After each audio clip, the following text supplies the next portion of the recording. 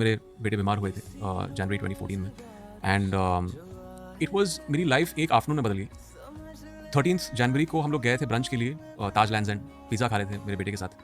पहला सिम्टम जो हुआ उस टेबल पे इरप्ट हुआ उस वक्त। So he had excuse himself, he asked my wife to take him to the loo, he pass blood in his urine. From that बहुत ही एक जॉयस खुशी भरा जो एक ब्रंच था।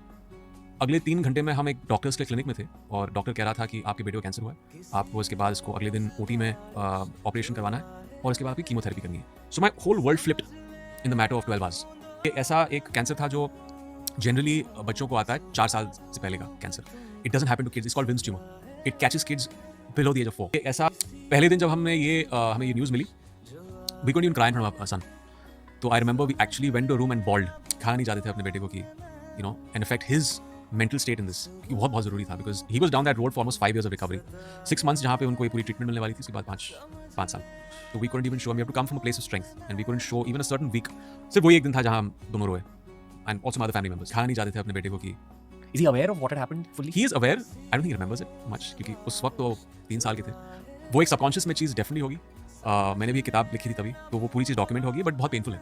आई don't think he will pick it up to read it, maybe he might at some point of time.